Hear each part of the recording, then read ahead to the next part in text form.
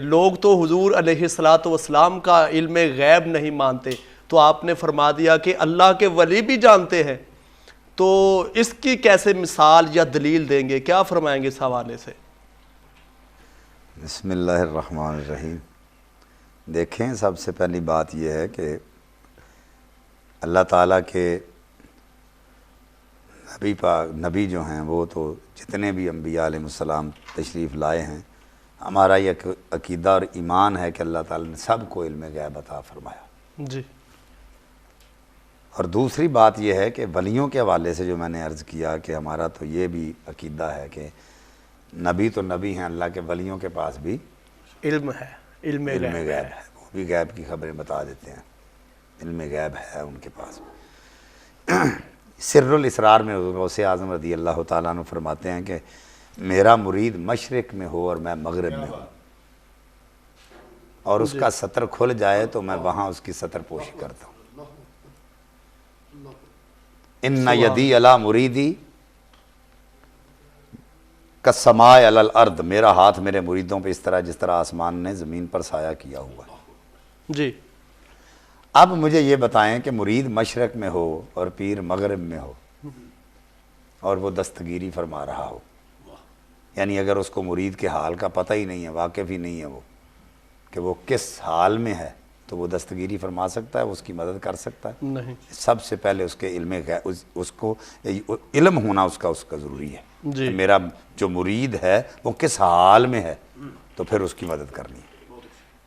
دوسری بات، یہ بات ذہن میں رکھیں کہ رب کائنات نے انبیاء علیہ السلام کے بعد یہ جو منصب ہیں یہ اولیاء کو دیے ہیں۔ واہ، سبحان اللہ۔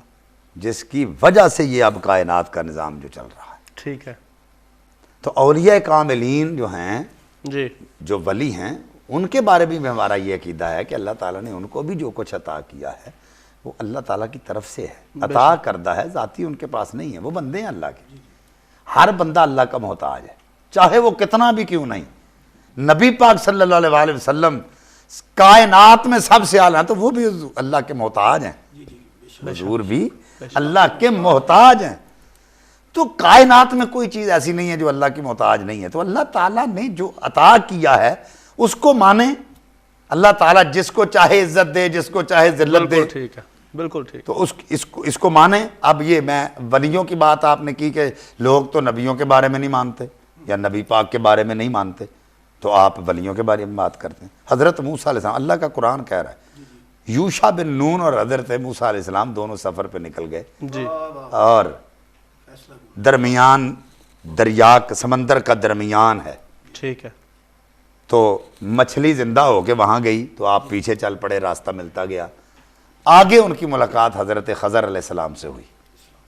جی۔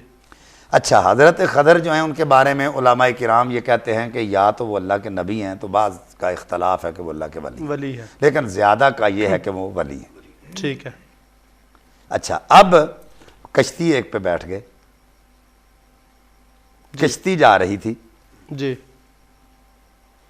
وہ جو ملاح تھا نا، وہ بیچارہ غریب بندہ تھا، ماڑا تھا، غریب تھا، لیکن راستے میں جاتے جاتے حضرت خضر نے اس کی جو کشتی کا پھٹا تھا وہ توڑ دیا۔ حضرت موسیٰ علیہ السلام کو بڑا دکھ ہوا کہ ایک وہ ہمیں کشتی سے پار لگا رہا ہے، ہماری مدد کر رہا ہے، اور آپ نے اس کا پھٹا توڑ دیا۔ اس نے کہا آپ نیک آدمی ہو، آپ اچھے بھلے آدمی ہو، نیک آدمی ہو، ماشاءاللہ، تو میں نے آپ سے کچھ نہیں لینا، آپ بیٹھے، میں آپ کو چھوڑ دیتا ہوں۔ تو حضرت موسیٰ علیہ السلام کو غصہ آیا کہ اس نے بھلا کیا اور آپ نے اس کی کشتی کو توڑ دیا، اس کا پھٹا توڑ دیا۔ جی، ٹھیک ہے۔ آپ نے فرمایا میں نے آپ کو کہا تھا نا کہ صبر کرنا ہے، بات نہیں کرنا۔ انک لن تستطیع معی صبرا، میں نے کہا تھا صبر کرنا ہے، تو آپ پھر بول پڑے۔ اب وہاں سے آگے گئے، ایک جگہ پہ، ایک گاؤں میں اندر، مثلا سمندر کے کنارے پہ جا رہے تھے، تو وہاں بچے کھیل رہے تھے۔ ایک بچے کو آپ نے پکڑا، اس کا گلا دبا دیا، اس کو مار دیا۔ حضرت موسیٰ کو پھر بڑا دکھ ہوا، اللہ، چھوٹا سا بچہ، بچے کھیل رہے ہیں، اور آپ نے اس کو پکڑا اور اس کی گردن کو دبا دیا، اس کو مار دیا۔ آپ نے کہا میں نے کہا تھا نا خاموش رہنا، بولنا نہیں، میں نے تمہیں کہا تھا نا خاموش رہنا، بولنا، صبر کرنا، لیکن تم نے صبر نہیں کیا۔ آگے گئے، ایک گاؤں میں ان سے کھانا مانگا، انہوں نے کھانا نہیں دیا، دیوار گرنے والی تھی، آپ نے روک دی۔ موسیٰ علیہ السلام نے کہا یہ کیا بات ہوئی؟ اچھا جنہوں نے کھانا نہیں دیا ان کی دیوار بچا دی اور دوسرا ادھر بچہ بھی مار دیا اور اس کی، آپ نے پھر تینوں کا جواب دیا۔ اللہ کا قرآن اب جواب دے رہا ہے اس کا کہ حضرت خضر نے کیا کہا موسیٰ علیہ السلام کو۔ وہ اللہ کے نبی ہیں جن کو ولی جواب دے رہا ہے۔ جی ٹھیک ہے۔ جواب کیا دیا کہ جو میں نے کشتی کا پھٹا توڑا تھا، مجھے پتا ہے کہ اس بندے نے ہمیں ہماری مدد کی اور اس نے کہا کہ آپ نیک بندے ہو تو آپ بیٹھو، میں آپ سے کوئی کرایہ نہیں لوں گا، آپ کو پار لگاؤں گا۔ تو ہم بیٹھ گئے، تو میں نے اس کا پھٹا اس لیے توڑا تھا کہ دوسری طرف ایک بادشاہ ہے جو کشتیاں روک رہا تھا اور نئی کشتیوں کو روک رہا تھا، جو عیب والی کشتی اس کو نہیں روکتا تھا، میں نے اس میں عیب پیدا کر دیا تاکہ یہ ہمیں ہماری مدد کی ہے تو اس کی کشتی بچ جائے۔ سبحان اللہ، سبحان اللہ۔ اب حضرت خضر کو یہ کیسے پتا چل گیا کہ ادھر بادشاہ کھڑا ہے اور وہ کشتیاں روک رہا ہے؟ ٹھیک ہے۔